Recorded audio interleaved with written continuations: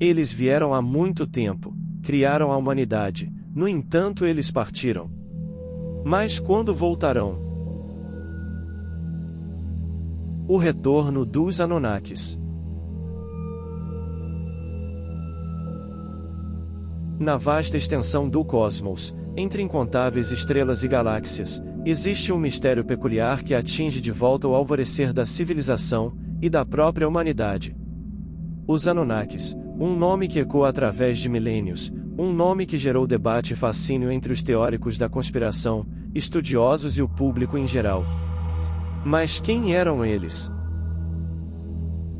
A primeira tabuleta que falou sobre eles foi desenterrada em 1929, após o arqueólogo alemão, Julius Jordan, desenterrar uma vasta biblioteca de tábuas de argila com figuras abstratas, um tipo de escrita conhecida como a cuneiforme, com 5.000 anos de idade, mais antigas que exemplares semelhantes encontrados na China, no Egito e na América.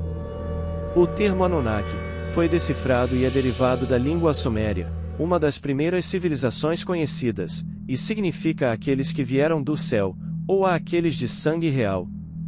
Esta origem, aparentemente celestial, alimentou especulações e intrigas. Os Anunnakis poderiam ser visitantes extraterrestres, astronautas antigos que desempenharam um papel em nossa história? Eles poderiam ter moldado nosso destino, nossa compreensão do universo e até mesmo nossa própria existência. Enquanto mergulhamos nesta jornada épica através do tempo e do espaço, exploraremos os textos antigos, os mitos, as lendas e os artefatos deixados para trás. Tentaremos desvendar esse mistério juntando os fragmentos da história arqueológica, e possivelmente até ficção científica. Tentaremos decifrar se esses seres antigos eram apenas figuras mitológicas antigas. E no centro de nossa busca está uma questão fundamental: se só nós, a humanidade, teriam contatos com esses seres antigos, ou uma vasta gama de civilizações teriam estado diretamente ligadas à criação da civilização humana. Faremos uma viagem pelos corredores do tempo e desvenda alguns fatos mitológicos que hoje podemos perceber que podem não ter sido apenas lendas ou contos abstratos. Nessa odisseia milenar, desvendaremos a civilização suméria, a primeira a relatar o contato com esses deuses antigos em suas escritas cuneiformes, como já relatado anteriormente. Então venha conosco e prepare-se para destruir crenças de longa data, e abrir um mundo de antigos mistérios da humanidade.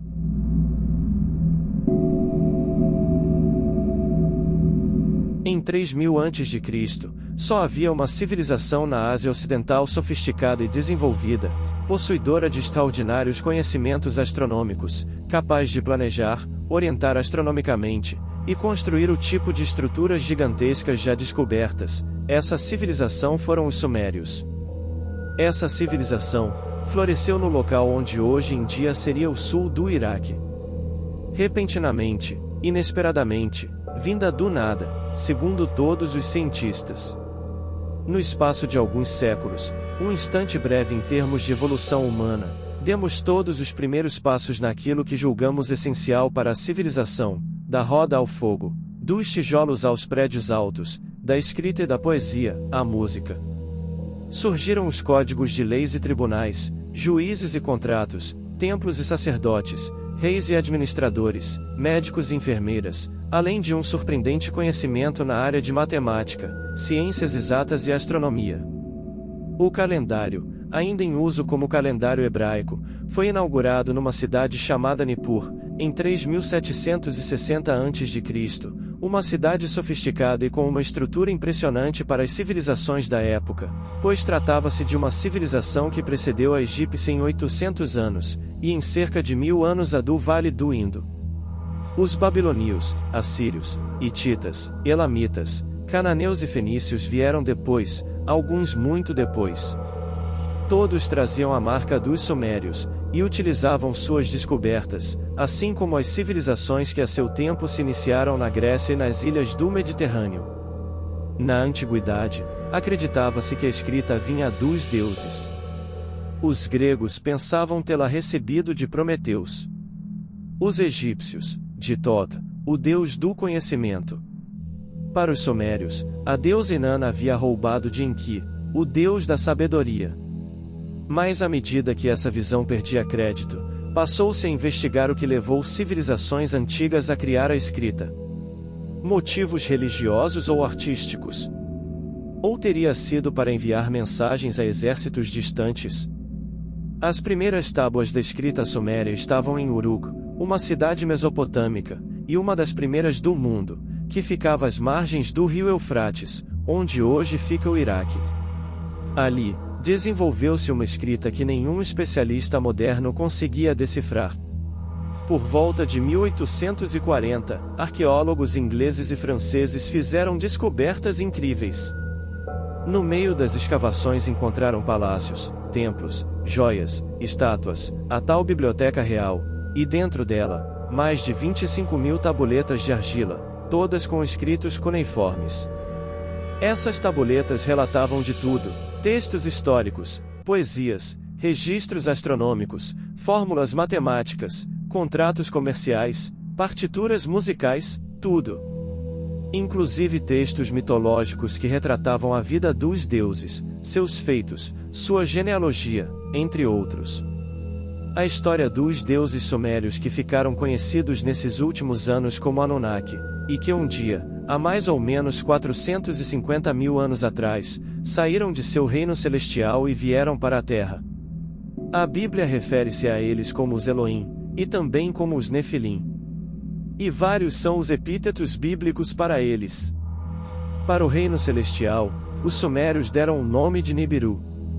Esse nome foi encontrado no Enuma Eli, que é cópia de um texto sumério muito mais antigo, onde a palavra Nibiru significa a travessia, porque segundo o antigo texto, o misterioso corpo celeste que é inicialmente chamado de Marduk, em homenagem política ao deus que dita vitoriosamente ao escriba sua versão babilônica da história, atravessa o sistema solar de quando em quando, entre Marte e Júpiter, justamente no espaço onde tem um cinturão de asteroides cujas rochas sempre nos fazem especular se não seriam os restos mortais de um planeta destruído há muito, muito tempo atrás.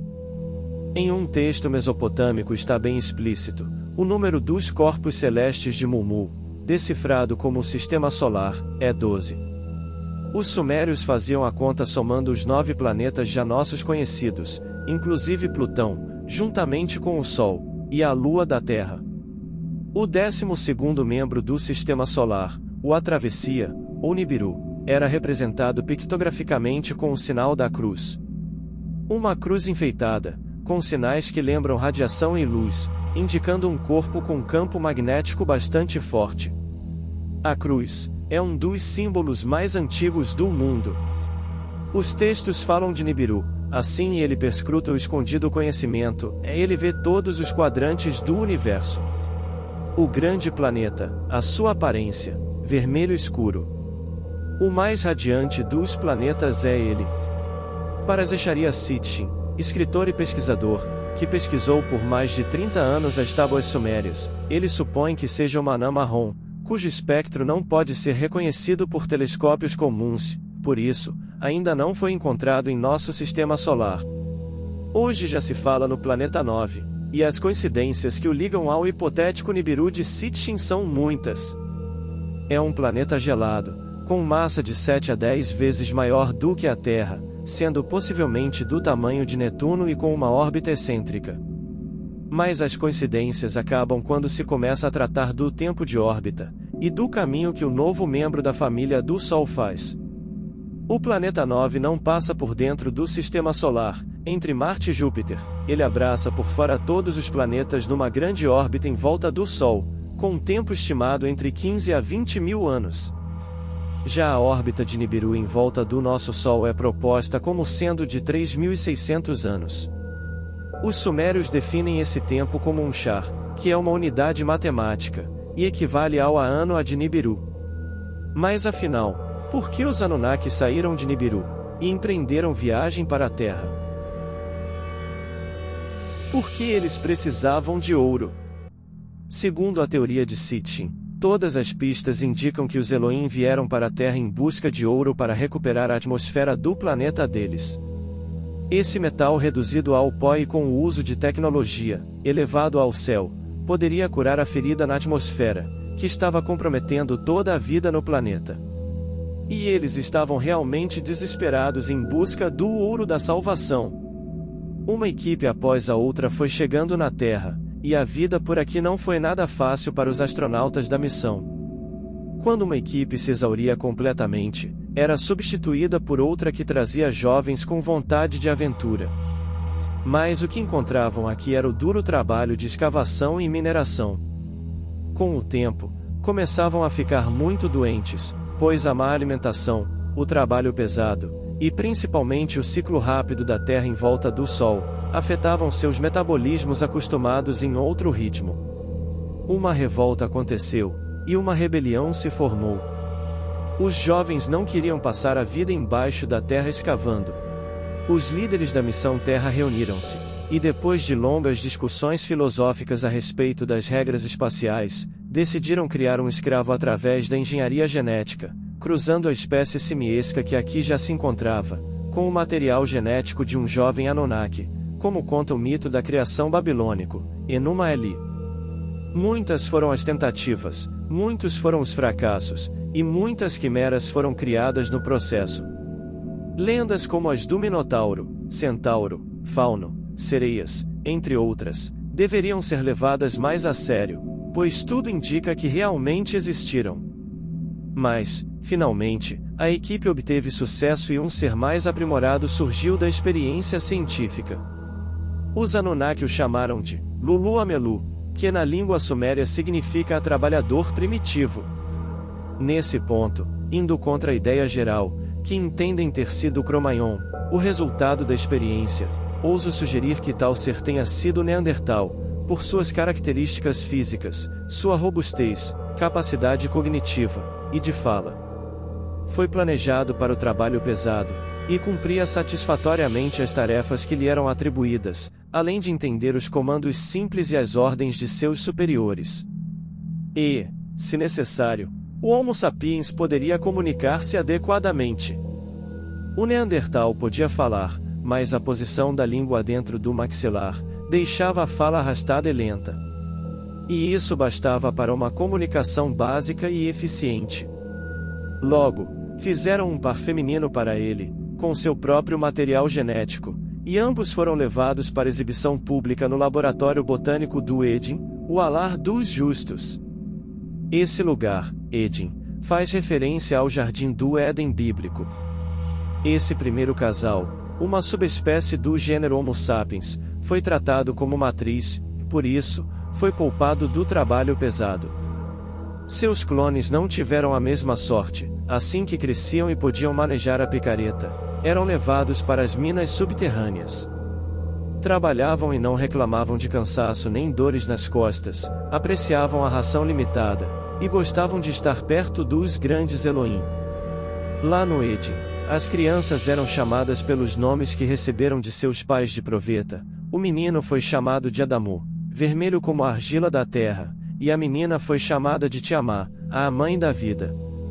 Eles formam o primeiro casal, Adão e Eva, relatado no Gênesis bíblico, e é aquele que foi expulso do paraíso, por ter provado do fruto do conhecimento, fruto esse que nada mais era do que uma intervenção genética que possibilitou ao casal se reproduzir e, assim, se multiplicar por conta própria, sem a necessidade da clonagem. Adamu e Tiamá, assim como seus clones, eram estéreis de nascimento, por serem híbridos. A astuta serpente, que deu o tal fruto para Eva, foi o brilhante cientista que conduziu toda a experiência desde o início, em que, o deus sumério do conhecimento. Quem expulsou o casal do Jardim do Éden foi Enlil, o senhor do comando, líder da missão Terra, e que fez isso desgostoso do rumo que a experiência genética estava tomando. O que era para ser descartável, agora tinha o poder de se multiplicar. Seu medo era que também tivessem dado à criatura a vida longa dos deuses. Isso, a longo prazo, representaria perigo em potencial para os Elohim, que se encontravam em número menor na Terra. A realidade estava ali para todos verem, apreciarem e usufruírem. restava apenas seguir em frente com os planos de mineração do ouro, para fazer valer todo o esforço e todo o sacrifício de talvez, jamais poder voltar para casa. Enlil, com sua mente estratégica típica de militares, buscaria um jeito de tentar eliminar a nova espécie, numa ocasião oportuna, e limpar a terra do mal feito. Após o dilúvio, uma catástrofe natural, e não um castigo de Deus, mas que Enlil acabou sabendo aproveitar para tentar, sem sucesso, exterminar a aberração gerada pelo pecado original, que, aliás, nada mais é do que a experiência genética ocorrida no passado. O homem já não era mais escravo, era a partir de então coadjuvante na construção da história do mundo. Surgiu a Suméria, surgiu o Egito, surgiu a Índia e também a China. Impérios ergueram-se e caíram, e aqui estamos nós. Hoje, em plena era da informação e da tecnologia, podemos compreender melhor o que os antigos textos diziam em linguagem alegórica.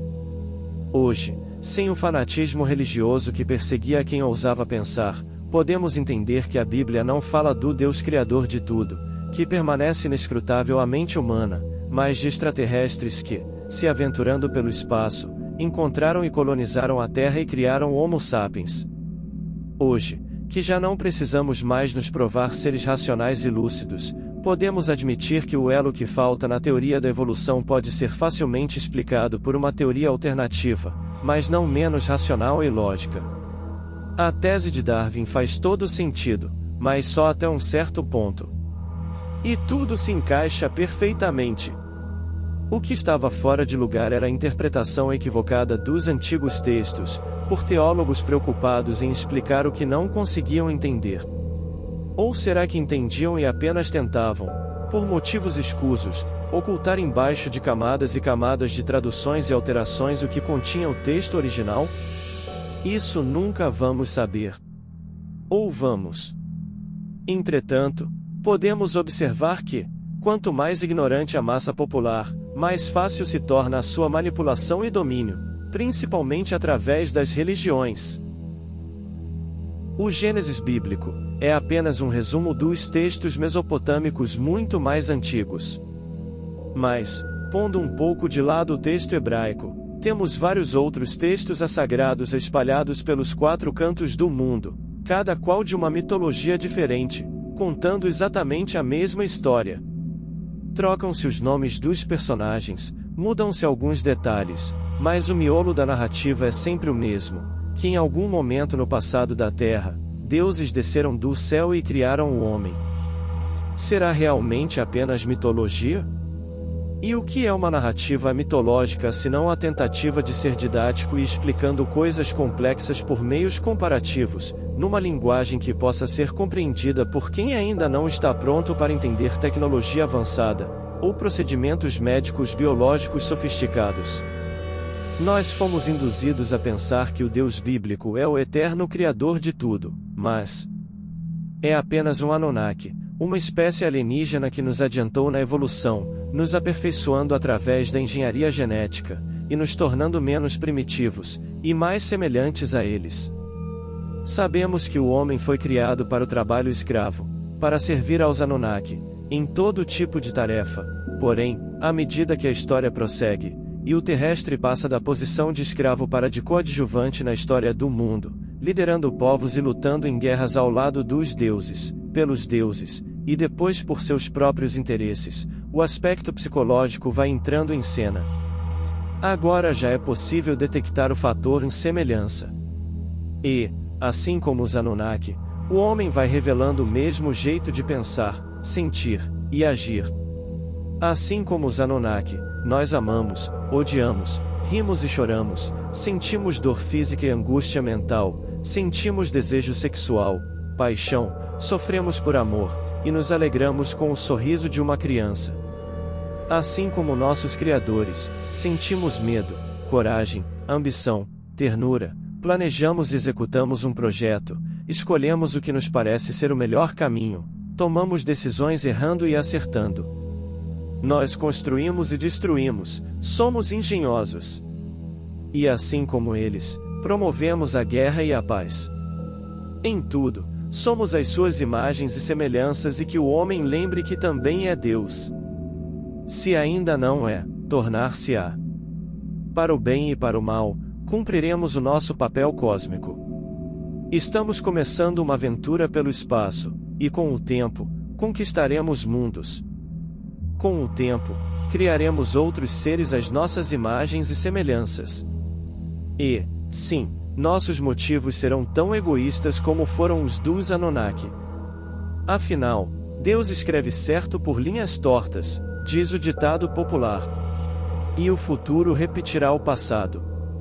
E assim haverá o retorno dos Anunnaki na Terra, mesmo sem a presença física, mas com seus atos do passado sendo repetidos no futuro. E nós seremos os Anunnakis um dia.